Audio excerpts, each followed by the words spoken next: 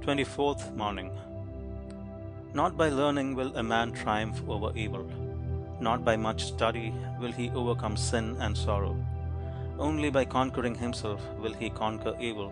Only by practicing righteousness will he put an end to sorrow. Not for the clever, nor the learned, nor the self-confident is the life triumphant, but for the pure, the virtuous, and wise.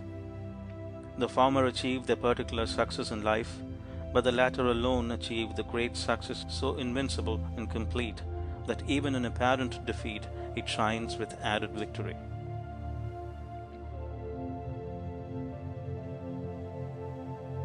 Twenty-fourth Morning. Not by learning will a man triumph over evil. Not by much study will he overcome sin and sorrow. Only by conquering himself will he conquer evil. Only by practicing righteousness will he put an end to sorrow. Not for the clever, nor the learned, nor the self-confident is the life triumphant, but for the pure, the virtuous, and wise. The former achieve their particular success in life, but the latter alone achieve the great success so invincible and complete that even in apparent defeat it shines with added victory.